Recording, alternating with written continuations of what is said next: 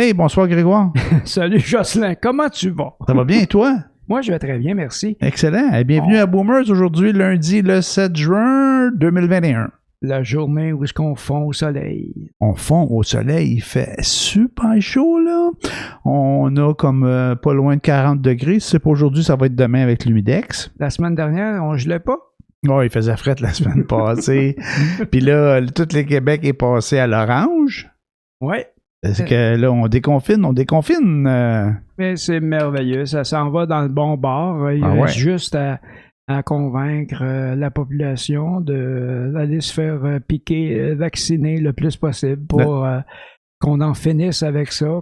Parce que les pays où ils ont pu atteindre un pourcentage de vaccination acceptable, ils ont cessé toute mesure de confinement, toute mesure restrictive. Alors, c'est pas le free for all, il faut quand même rester un peu prudent.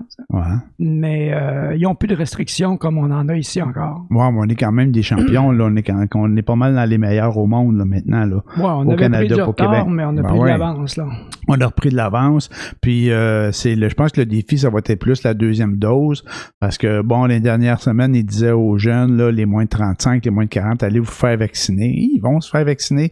C'est juste que ça prend le temps que ça prend. Là, les vieux, là, on a commencé à vacciner au mois de janvier, là. Ça fait que, regarde, puis les autres, les plus jeunes, on a commencé il y a à peu près un mois. Fait que laissez-leur le temps d'y aller, puis s'ils vont être en affaires. Puis aujourd'hui, j'entendais tantôt à la radio, là, ils parlent des jeunes dans les écoles, là, puis ils ont vacciné 20 000 aujourd'hui. C'est bon. 20 000. Il y a une école, là, où il y en a 1100, il en a vacciné 500, c'est 1100. Fait que dans 2 jours, ils vont être tous vaccinés à l'école. S'ils font des cliniques de même dans toutes les écoles, ça sera pas long que les 12-17, ils vont tous être vaccinés. Mais c'est le meilleur endroit pour aller les chercher, les autres, là, cette catégorie d'âge-là. Faire la vaccination, enfin, tous ceux dont les parents autorisent la vaccination. À 14 ans, tu peux prendre ta décision toi-même. Oui, c'est vrai. C'est vrai. À 14 ans, il y a des parents n'ont plus de... Si l'enfant décide que les parents n'ont plus accès à son dossier médical, à sa santé, c'est lui qui décide. Je sais pas si c'est autant avoir accès au dossier qu'à prendre la décision, puis il a le droit de prendre la décision. Fait que... Oui, mais c'est la même chose que la pilule contraceptive. Ils peuvent se faire prescrire la pilule sans que les parents soient au courant. C'est ça. Fait que c'est bien correct, là, rendu là. Ben oui, ils prennent leur décision, puis ils font bien. C'est eux autres. De toute façon, ils vont le faire pareil. Bon, tant que ça. Mais tu sais, les CIC exigeaient d'avoir une obligation des parents pour le faire vacciner. Ils ne pourraient pas se vacciner eux autres même, là. Mais quand même, ça serait un peu particulier, là, qu'ils ne puissent pas prendre cette décision-là. T'imagines, le jeune ne peut pas se faire vacciner, puis il arrive à l'école, il ne peut pas participer aux activités parce qu'il n'est pas vacciné, puis ils font un camp, machin, puis ils s'en vont quelque part, puis toi, tu n'as pas eu 2 doses, puis on n'a pas rendu à l'immunité collective, mais regarde, tes amis vont y aller, puis toi, tu vas rester ici. Ça risque pas d'arriver. Je sais, mais ça, c'est en théorie. Je voulais rendre ça dramatique. Ben oui, OK. Pleurons tous ensemble sur le sort de ceux qui n'auront pas la deuxième dose avant la fin de l'école au mois de juin. Mais tu sais, à un moment donné, ils vont avoir quand on va être rendu à 75, 80, 85%, bof, ça va être rendu que ça sera pas grave, là. Ça va être comme dans les autres pays, toutes les mesures vont cesser. On est rendu pas loin de là. La semaine passée, on a été capable d'aller manger au restaurant, aller voir le hockey à la brasserie. En même temps, il y avait du monde au Centre Bell, si je ne me trompe pas, la semaine passée. As-tu du monde lundi passé ou c'est trop de bonheur, ça? Lundi, je pense qu'il y en avait, mais c'était 25 ou 50. C'était une dame là, avec son équipe. OK, ouais. Je crois, mais je suis pas sûr. En tout cas, mais là, il y a du monde. Puis au Québec, on est les seuls, je pense, au Canada, à avoir 2500 personnes là, dans les amphithéâtres. Là. Je pense que oui. Moi. En Alberta, ils peuvent pas. En L'Ontario, mais ils ont fini, pour ceux qui ne le savaient pas. En Ontario, ils ont fini avec le hockey. Ils n'ont plus d'équipe encore. C'est bien méchant. Oui, je suis méchant. Bien méchant parce que tout le monde donnait les Canadiens perdants avant que la série commence. Tout le monde était étonné qu'ils aient gagné la première game, je pense qu'ils ont gagné. Et puis là, oh mon Dieu, tout le monde était... Écoute. Moi, le premier, là, je pensais pas que t'étais passé au travail de Toronto. Moi non plus. Puis là, je l'espérais, par exemple. Mais... La semaine passée, quand on a enregistré notre épisode, là, on pensait que le Canadien était pour se faire éliminer. Mais là, on est rendu une semaine plus tard, puis ils sont pas juste pas fait éliminer, ils vont éliminer l'autre équipe à soir. C'est la dernière game. Ils vont clencher les Jets à soir. Ça va être fini. Je te le dis, moi, c'est fini. Je le souhaite, là, parce que ça lui permettrait de guérir les blessures, parce que en série éliminatoire, il y a plusieurs joueurs qui jouent avec des bleus, des entorses, des ci, des ça. Même, je me souviens, Bob Gainey avait une dislocation de l'épaule. Il avait l'épaule en miettes. Pas en miettes, puis il a joué la finale de la Coupe Stanley, pareil. Ouais, c'est ça. Mais... Il avait gagné, je pense, je me souviens pas l'année que 86, 93. Ça doit faire longtemps, Bob Gainey. Ouais, c'est 86 ou 93. Non, c'est 86. 93, Bob Gainey, je pense. Fait que tout ça pour dire que d'habitude, j'écoute pas le hockey, mais là, j'écoute un peu de cette année depuis les séries. Je pensais que c'était pour finir rapidement. Ben non, c'est quand même le fun, là, puis Canadien qui s'en sort. Fait que c'est ça. Ben... moi, je me souviens d'avoir chialé sur Stahl qui stallait dans le coin pendant la saison, quand les Canadiens étaient comme pas ajustés, tout le monde n'était pas au même diapason, n'était pas sur la même toune en même temps. Ouais. Puis c'est là qu'on voit contre Winnipeg, c'est l'importance que ce gars-là a à avoir dans la série, puis qu'il va toujours avoir, surtout sur le quatrième trio. Le quatrième trio, généralement, il affronte pas les meilleurs joueurs de l'équipe adverse. Ouais. Et puis, mais ce sont d'excellents joueurs avec Corey Perry. Corey Perry, c'est tout un joueur de hockey, c'est incroyable. Sur un but de Stahl, c'est la dernière game, je crois, ou l'avant-dernière, il a mangé pour pouvoir faire la passe, là, il a mangé un coup de coude en pleine face de Stanley, il est tombé sur le dos à terre devant le gardien. Pendant que Stahl marquait. Bon. Mais c'est le genre de joueur-là que Corey Perry. Eric Stahl commence à faire la même chose. Armia, qui est énorme aussi. C'est trois gros joueurs. Montréal n'avait pas de joueurs comme ça. Il y avait des défenseurs qui se faisaient tasser devant leur propre filet. Maintenant, ils ont des défenseurs lourds qui restent devant le filet, puis c'est les autres qui tassent. Je vais te demander pourquoi je ris de toi, là, de même. Je suis là sourire parce que je me dis, les amateurs de sport bonsoir, c'est comme les politiciens, ça.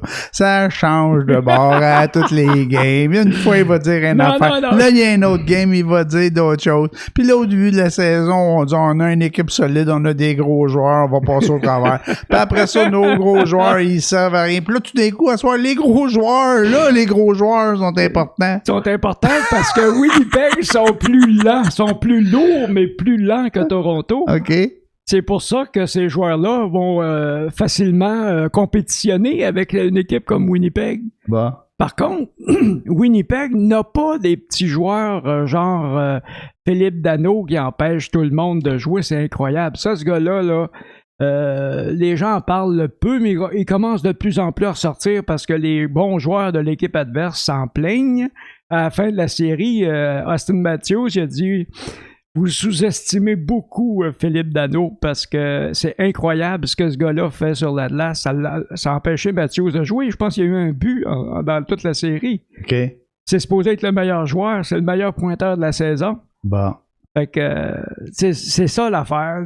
On dirait que la chimie s'est installée puis qu'avec des gars comme Perry, Stahl, qui ont déjà gagné la Coupe Stanley, ils savent quel sacrifice ça prend pour gagner la Coupe Stanley, puis Corey Perry pêche par l'exemple. Il en mange des coups de poing sa gueule pour que les autres puissent marquer, pour aller se mettre devant le but, devant le gardien. Il n'y avait pas de joueur à Montréal qui faisait ça avant Corey Perry. Ils ont engagé un vieux pour pas cher pour se faire taper sa gueule. Non, c'est parce que ça faisait son affaire, parce que l'équipe avec qui il jouait, il n'y avait aucune chance de gagner la Coupe Stanley, mais lui, c'est un connaisseur, c'est un joueur, il savait qu'en s'en venant à Montréal, il aurait peut-être une chance de gagner. Oh, tabarnak! Autre amateur du sport, bonsoir. Perry, c'est un gros connaisseur. Il dit, moi, je vais jouer à Montréal, ils vont gagner la Coupe Stanley, eux autres. Ben, il y avait plus de chances de gagner la Coupe Stanley à Montréal qu'avec son équipe. À suivre. À suivre, ça va être à voir. La semaine passée, tu as parlé d'un show de Netflix qui s'appelle La méthode J'ai dit Kaminski, mais c'est Kominski. C'est Kominski? Oh, je vais dire Kaminski ou Kominski avec Michael Douglas. As-tu commencé à le regarder? Ouais, j'ai écouté une couple d'épisodes. Ouais, c'est pas mal bon. Ouais, j'adore ça. C'est très drôle. C'est l'humour vraiment spécial. C'est l'amour-haine entre deux amis, mais qui se piquent tout le temps. C'est incroyable. C'est vraiment facile, mais c'est très, très drôle. En tout cas, moi j'aime bien ça. Je sais pas si j'ai un travers parce que je fais un peu de théâtre. Je suis pas un professionnel, là, mais tu sais, ça se passe dans le domaine artistique aussi. Ouais. Hein? Lui, c'est un prof d'art dramatique. L'autre, c'était un agent d'artiste. Je pense que sa femme, c'était une... en tout cas, elle est morte. C'était une actrice, je pense. En tout cas, elle était dans le domaine. Ouais. En tout cas, tout ça pour vous dire que si vous avez Netflix ou... en tout cas, si vous avez accès à ça, je suis pas sûr que ça passe juste sur Netflix. Ça a peut-être passé à la télé, cette série-là. Je sais pas. Mais ça vaut vraiment le détour. Je pense que c'est une exclusivité Netflix, mais je suis pas sûr à 100%. Non, moi non plus, parce qu'au début, ça disait Warner Brothers ou quelque chose, une chaîne de télé. Mais ça se peut que ce soit quand même une exclusivité Netflix, par exemple. Comme moi, c'est là que je l'ai vu. Là, j'ai écouté les 3-4 premiers épisodes là, de la première saison.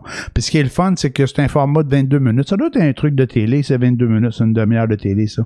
C'est une série. Ouais, fait que, c'est peut-être un format télé. Ouais, c'est ça. En tout cas, c'est pas mal bon. J'ai trouvé ça pas mal bon. Puis à part de ça... Puis à part de ça, il y a toujours les infâmes trouvailles qu'on trouve de temps en temps. C'est un peu moins drôle, on s'amuse moins avec ça. Là. Les infâmes, même pas drôle. Infâmes trouvailles. Les infâmes trouvailles qu'on fait sur les Autochtones, sur mon Dieu, les gens des Premières Nations. Ça, c'est pas drôle, par exemple. On peut pas passer ça sous silence. Là. C'est pas le fun d'en parler, là, mais... c'est encore moins le fun que ça existe, ces choses-là. Ouais. Mais c'est arrivé avec l'esprit colonisateur des Anglais qui était pas très... Si vous lisez un peu sur les habitudes des Anglais dans toutes leurs colonies, ils étaient particulièrement, mais pas seulement les Anglais, tous les colonisateurs étaient comme ça. Okay. Ils étaient particulièrement violents avec les peuples autochtones de peu importe le pays où ils étaient. En Inde, c'était pareil. Okay. C'était comme ça partout dans le monde. Le prince Léopold de Belgique, Congo, il a réduit toute la population en esclavage, puis ceux qui ne voulaient pas marcher, il les tuait carrément, puis ça finissait de là. C'était... Fait que cet esprit-là qu'on retrouve dans cette histoire des Autochtones qui voulaient non seulement les assimiler, mais anéantir leur culture complètement. En tout cas, fait que puis ça s'est fait il n'y a pas si tant longtemps, là. Tu sais, on parle d'un siècle, là, mais ça a duré sur plusieurs années, là, cette affaire-là. Là. Ça finit quand, ça? Ça a commencé en début des années 1900, là? Ça a commencé probablement avec le premier ministre du Canada, qui était John A. Macdonald. OK. Et la Confédération a eu 100 ans en 1967. C'est en 1867, c'est la Confédération. Autour de 70, là, 1870. Ouais. Pardon. Et puis, c'était dans le but de les assimiler, de les faire disparaître. C'est incroyable. Ils enlevaient les enfants de leur famille, ils les forçaient à rester au pensionnat. Ouais. Ils n'avaient pas le droit de parler leur langue entre eux. Ils n'avaient pas le droit d'évoquer leur culture d'aucune façon. Puis il leur rentrait de force dans la gorge le petit catéchisme, probablement. Tu te souviens-tu de ça, toi, le petit catéchisme? Non, moi, j'ai pas fait ça. J'ai pas eu ça, le fameux petit livre gris avec toutes les niaiseries que ça peut contenir, là. Excusez-moi pour ceux qui... J'ai pas eu ça. Puis même ceux qui... sont très religieux, je ne suis pas tellement. Arrête. Ceux qui sont très religieux, j'imagine qu'ils sont un peu à l'encontre de bien des affaires qui s'est passées, des gens qui sont un peu religieux. Peu importe qu'ils soient religieux ou pas, on peut pas être pour ça. Là. C'est pas pour les... Bon, c'est sûr, effectivement, mais c'est pas les individus, on doit être religieux, mais on doit aussi de réaliser que leur église, des fois, fait de la merde, là. Ouais. D'ailleurs, à ce moment-là, tu vas entendre la fameuse phrase « Où il y a de l'homme, il y a de l'hommerie ». À ça, là, je suis plus capable. Ouais. Ça, je suis pas capable de l'entendre. C'est quand même ça. C'est quand même ça. C'est ce qu'on fait. Normalement, on devrait entendre où il y a de l'homme, il y a de l'humanité. Ouais. Mais là, c'est pas ça pantoute. Et c'est où il y a de l'homme, il n'y a aucune humanité. Non, pas fort. Envers les autres êtres humains, les autres êtres vivants qui sont pas eux-mêmes. Mais c'est incroyable. Ouais, mais ça, c'est vraiment quelque chose de terrible. Puis j'espère qu'ils vont creuser encore un peu plus, qu'ils vont faire des recherches. Ce qui m'effraie le plus, c'est les résultats c'est ce qu'ils vont trouver. Exactement, parce que il y en a combien là, de ces institutions-là au pays? Là? Si je te dis 800, ça a-tu de l'allure, ça? Je sais pas. En tout cas, il y en a beaucoup, tu sais. Ouais. Il y en a beaucoup, puis mettons qu'il y en aurait 500.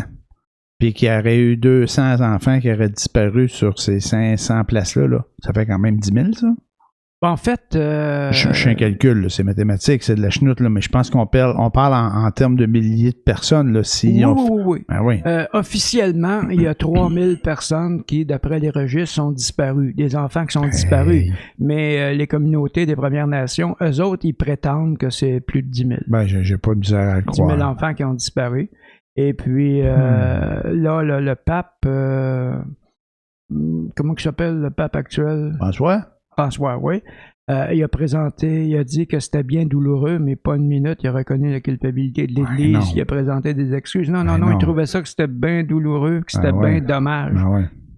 Et là, il aurait dû se taire plutôt. Non, ils ne feront pas des excuses. Ils ont des avocats, eux autres. Là. Ils sont pleins de cash. Là. Puis il y a les avocats qui ont dit non, tu vas plaider l'innocence. Là. Tu ne vas pas faire des aveux. Parce que si tu fais des aveux, il faut que tu sortes le carnet de chèques. Là. C'est de même que ça marche. C'est de la business. Là. Oui, mais ça m'étonne de François. Les autres papes avant. Là, François, il ne décide pas. C'est la gang en arrière qui décide. Là. Arrête. Si le pape, il dit OK, c'est nous autres qui n'avons pas été fins, puis on est dans l'erreur, puis prenez toute notre cash, puis toute notre fortune, puis remettez ça à ceux à qui on a fait du mal. Là. Penses-tu qu'il va pas se faire arracher la tête, François? Il a beau être le pape, là, mais c'est une grosse business, ça aussi, là. En tout cas, là, les communautés ont demandé que tous les dossiers relatifs aux enfants qui ont été enlevés, carrément kidnappés de leur famille, que tous les dossiers soient ouverts, des dossiers d'église, mais ils veulent pas. Ils veulent pas. Ils veulent pas. Ils doivent disparaître, les dossiers. Ouais, ils vont en manquer plusieurs, d'après moi. Ben là. Fait que, y a-tu d'autres choses de plus le fun là, que ça à jaser, là? Que toutes ces affaires-là. Hey, moi, là, je suis content, je vais pouvoir prendre des vacances cet été, comme la plupart de nous qui voudront prendre des vacances, parce qu'on va tous se retrouver en zone verte le 28 juin. On va tous en même place au même moment. Tout en même place au même moment.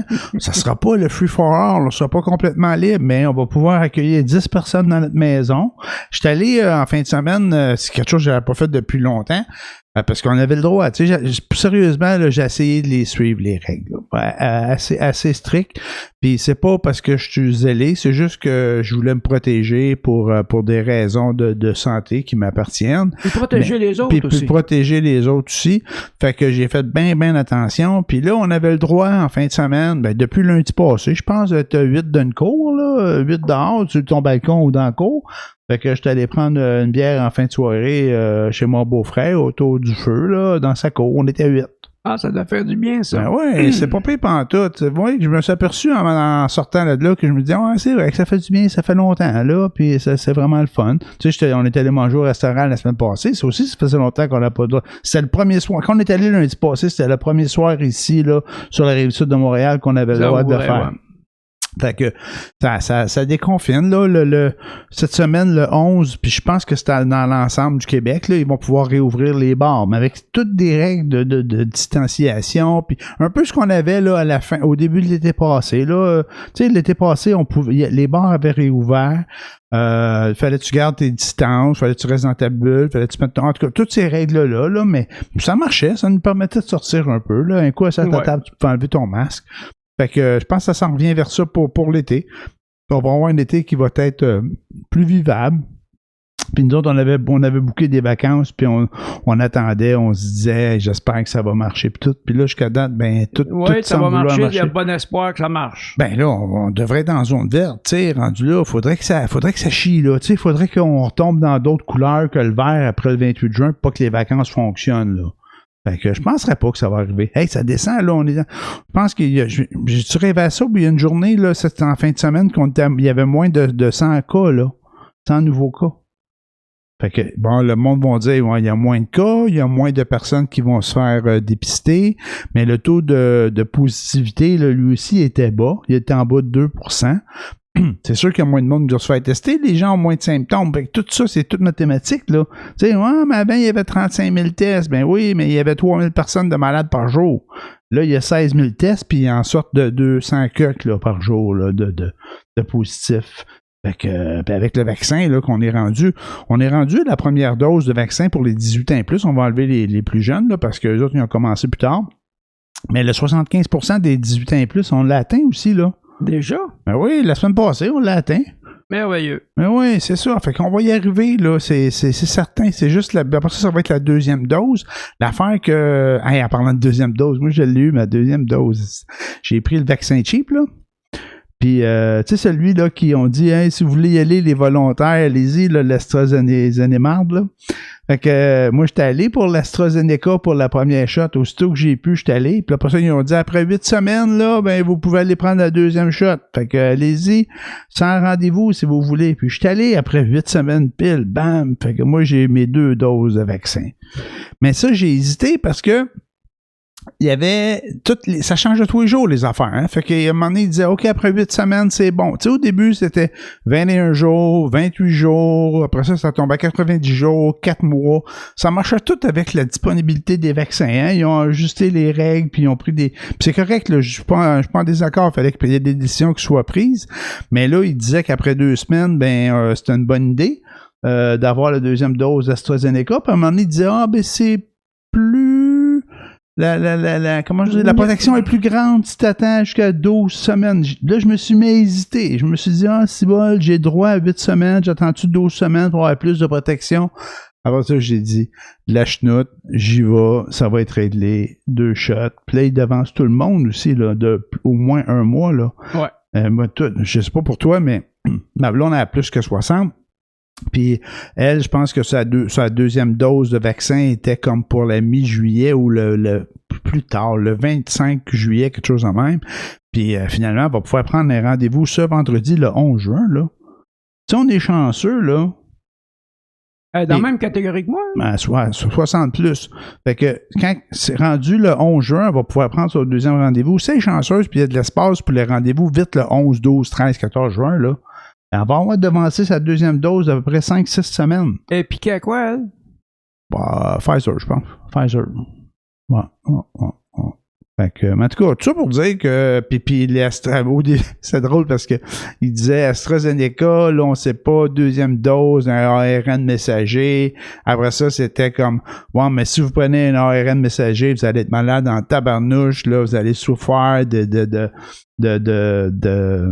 secondaires. C'est ça qu'il avait dit, ça va être comme une grosse grippe pendant 2 jours. Après ça, c'était comme, on n'a pas beaucoup d'AstraZeneca, fait que peut-être que vous n'aurez pas le choix. Ça viraille, là. Puis là, ça a l'air qu'il va en avoir pour tout le monde des vaccins, là, toutes les sortes, là, ce que j'ai compris. Fait que c'est ça. Tout ça pour dire que je pense que si ça continue de même, tout le monde va avoir eu sa deuxième dose, là, à quelque part avant. C'est quelle date ils ont dit, le 28 août, en tout cas avant la fin de l'été, là? Ouais. Pas la fin de l'été, avant la fin d'août.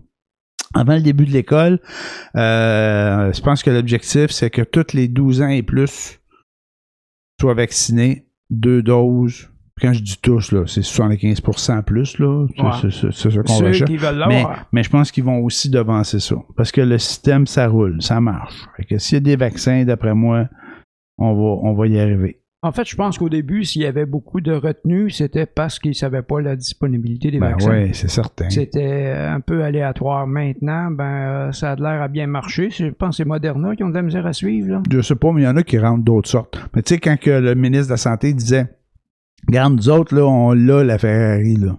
On l'a le char, là. Mais donnez-nous du gaz, mettre dedans. Puis le monde riait de lui un peu, hein. Mm-hmm. Ce qu'il disait, notre système est en place, là. Fournissez-les les vaccins, là, puis vous allez voir ce qu'on va faire avec. Mais c'est bon. Lui, quand on dit que les bottines suivent les babines, là, lui, je pense qu'il fait un bon job, ce gars-là. En tout cas, à ce niveau-là, c'est sûr qu'il ne peut pas plaire à tout le monde puis à sa sœur. Non, c'est il n'y a aucun politicien qui a ça. On peut critiquer tout le monde. Regarde, moi, je peux te critiquer facilement puis avec plaisir. Je n'ai pas d'habitude. Non, mais c'est vrai pour tout le monde. La critique, c'est tellement facile. C'est n'importe quoi. On peut faire ça. Tout le monde peut se faire critiquer. Puis quand t'es politicien, c'est comme dans la normalité là, de te faire critiquer. Mais je pense que dans l'ensemble, il fait des bonnes choses, là. bon, il a fait ce qu'il pouvait avec... il a fait du mieux qu'il a pu avec ce qu'il avait de comme disponibilité.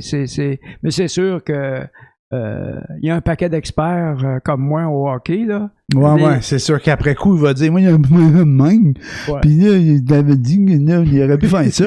Puis comme les journalistes qui posent les questions, là, moi, mais là, au mois de mars, l'année passée, là, mars quelle année? Ben, 2020, là, vous ne l'avez pas dit, là, que ça prendrait 14 mois, ça va bien aller. On le savait pas, le cas. Mais non, ça change à tous les jours, Colin.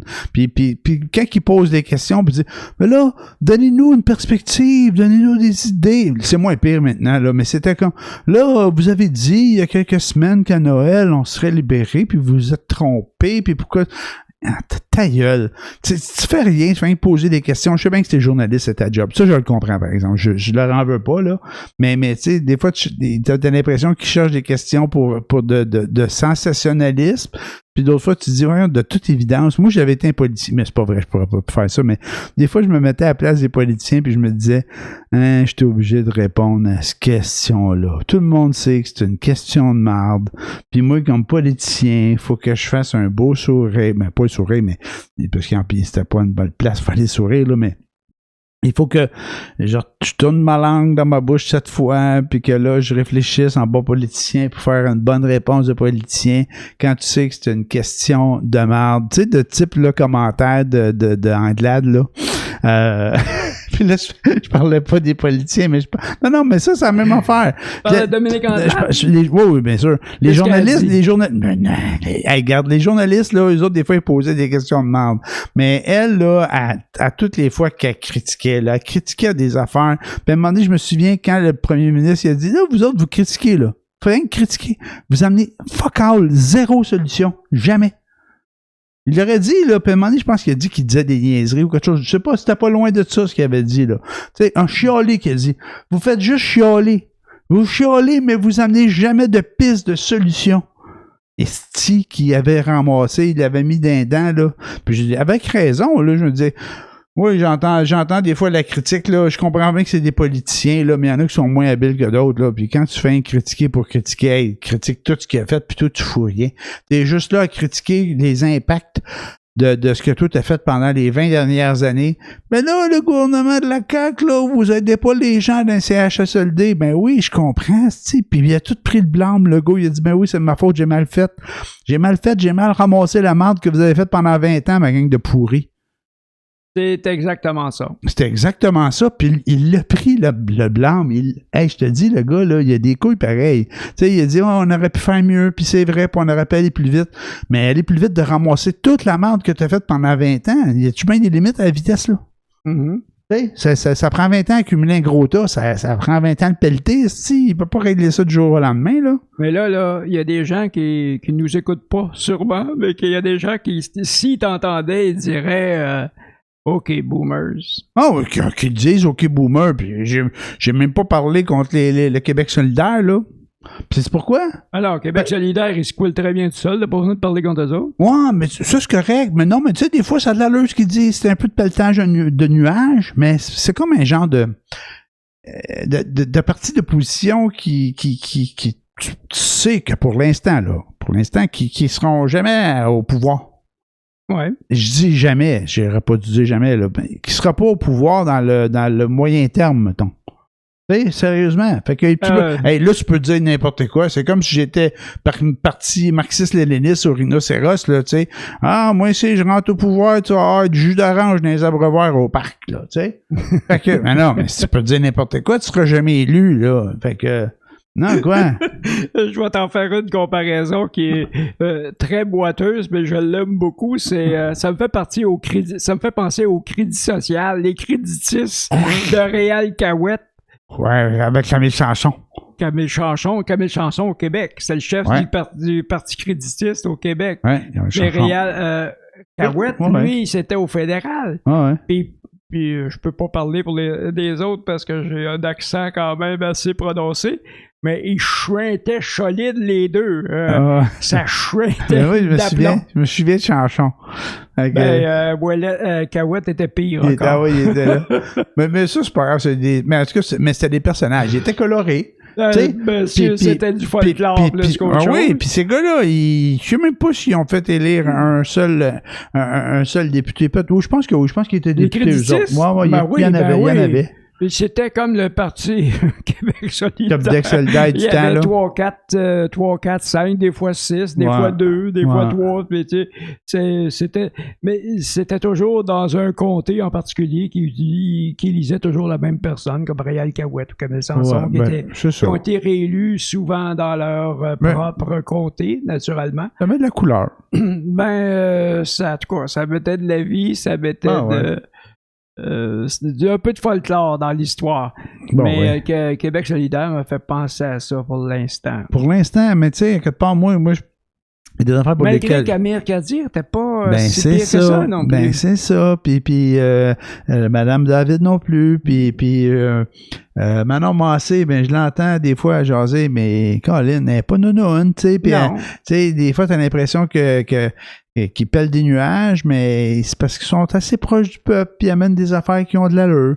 Puis le jeune Nadeau, tu sais, encore, là, il se démène comme il peut avec ce qu'il peut faire dans son parti, mais je pense qu'il est pas mauvais non plus, tu sais. Non, ils sont pas... Non. Je dis pas qu'ils sont pas mauvais. Personne n'est mauvais, là, je veux dire, mais dans le sens que quand il critique, il fait pas critiquer pour critiquer, là. Ils font des suggestions qui parfois sont un peu exagérées, on va le dire comme ça. Ouais, c'est ça. C'est ça leur façon d'être. C'est ça leur parti, c'est d'avoir des suggestions très à gauche, alors que le parti au pouvoir actuellement est un petit peu à gauche, mais pas beaucoup. Mais eux autres sont full à gauche, là. C'est que... Mais c'est ça. Mais ça leur permet de poser des questions. Puis des fois de peut-être faire réagir le gouvernement dans un sens comme dans l'autre. C'est ça l'opposition aussi que ça fait. Mais ça donne la voix à ceux qui en ont pas. Le Québec solidaire donne la voix, la parole à ceux qui n'ont pas droit de parole, à ceux qui ne seront jamais interviewés, à ceux que tu ne vas pas voir pour leur demander leur avis. C'est des gens qui sont effacés, c'est le petit peuple, le Québec solidaire. Puis je dis pas ça là de façon péjorative. Je dis ça dans le sens que c'est ceux qui sont ignorés par les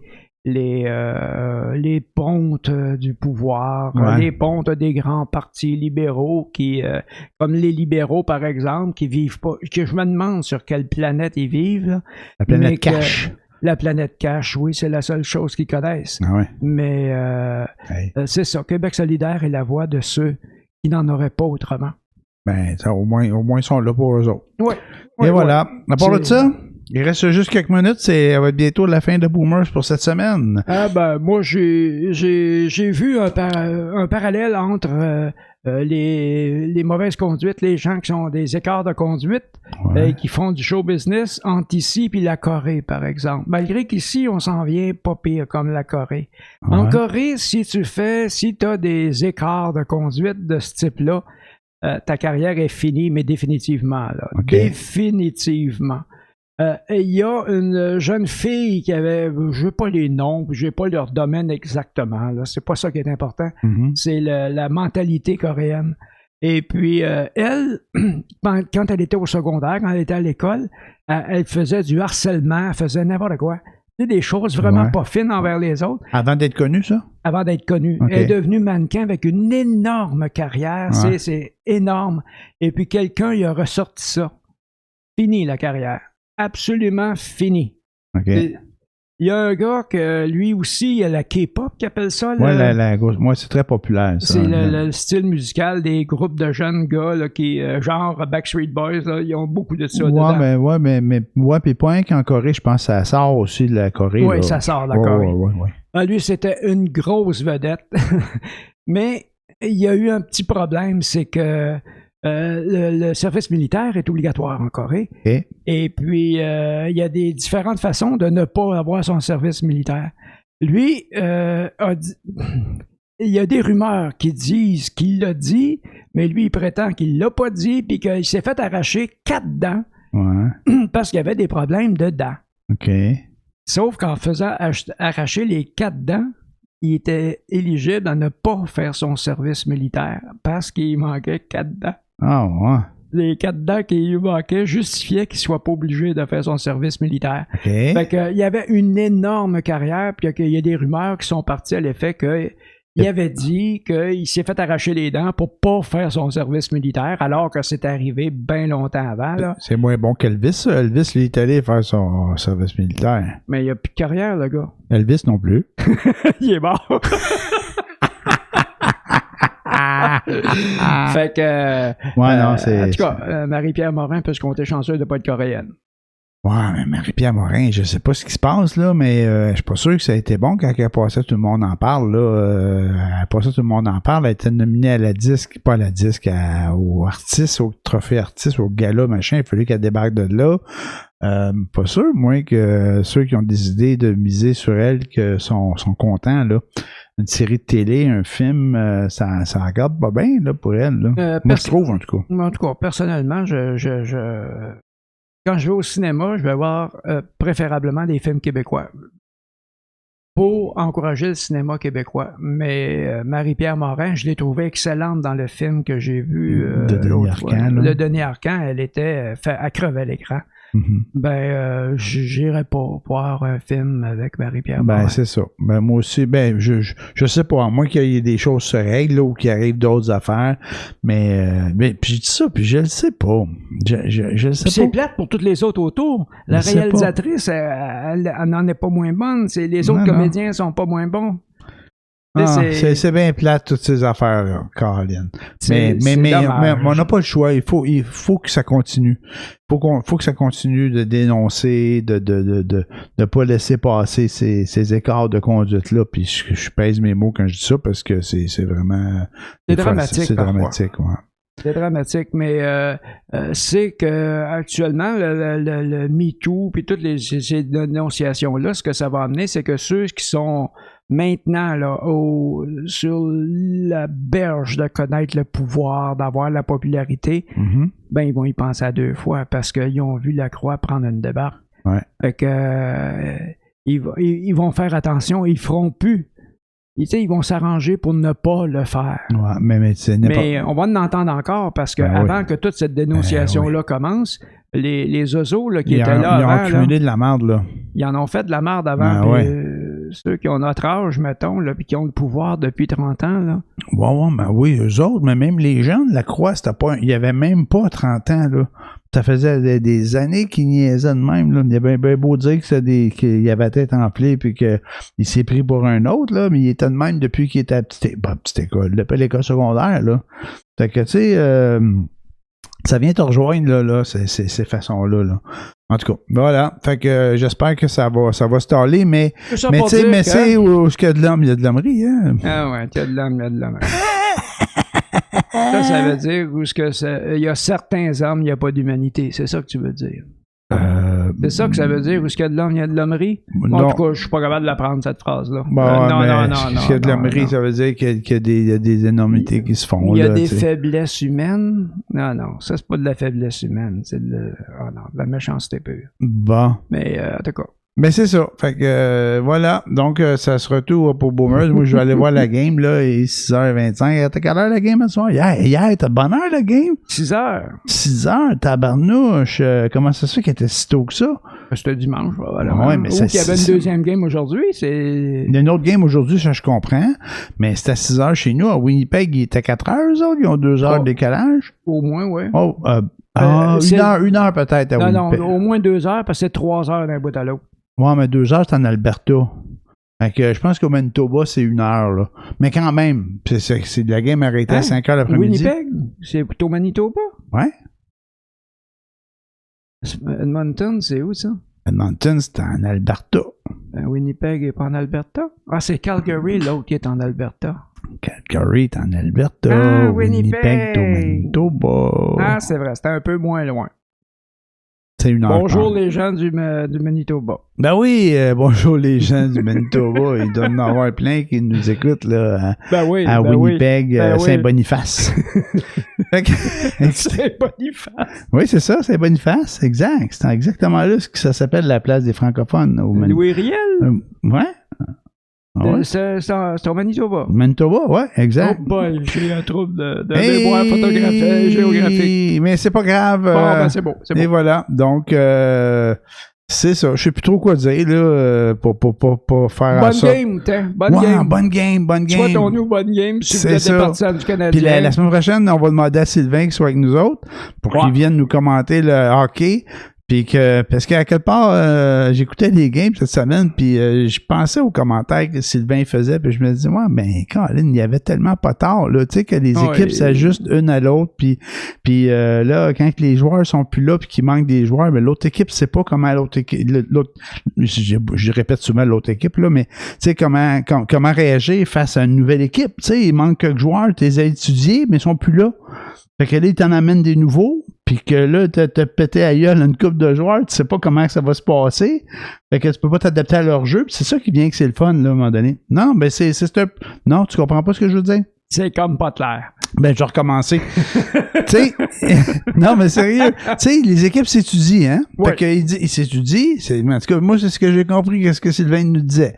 Les équipes s'étudient, puis ils regardent et ils disent, OK, bon, eux autres, ils jouent de même, comme ça, on va adapter notre jeu pour les contrer. Ouais. Hein? Bon, c'est ça l'objectif. Ouais. Mais là, à un moment donné, tu as étudié le jeu pour les contrer. Puis là, tout d'un coup, il manque 2-3 joueurs. Ils ont été blessés, il est arrivé quelque chose, ils ont mis des nouveaux dans le game. Mais quand tu arrives avec des nouveaux dans le game, tu sais pas comment les contrer, tu les connais pas. Oui, mais le système de jeu reste le même. Ouais, je sais bien, mais tu vas pas dire, tu sais, avant que Caulfield arrive, là, on va pas dire, on va faire ça avec Caulfield. On savait même pas comment il jouait, qui était. Ben, il y a de l'air d'un électron libre sur la patinoire tellement qu'ils connaissent pas. C'était un champion. Il était écœurant. Il était écœurant. Il est partout. Moi, là, quand le trio arrive, là, avec Suzuki, là, pis Toffoli, pis Caulfield, là, je me dis, tabarnak, c'est une bombe, ce petit gars-là. Ben, c'est ouais. Hey, Colin, je lui dis, il est tout petit. Il est 5 pieds 8. Et par rapport aux autres, il est pas tellement grand. Mais Colin, il doit avoir des grandes jambes parce qu'il est vite en maudit. Fait que c'est ça, on s'en va voir la game. Puis la semaine prochaine, ben on essaie d'avoir Sylvain avec nous autres. On va demander à Sylvain comment est-ce que les Bruins vont le prendre de perdre contre les Canadiens en finale de la Coupe Stanley. Ah non, les Bruins, ils se rendront pas là, en finale. Ils passeront pas. Non, contre qui joue actuellement? Là? Mais non, je dis ça pour faire chier Sylvain. Ah, je pense qu'ils sont déjà éliminés. Fait que, hey, bonne semaine tout le monde. Bye tout le monde. Salut, bye.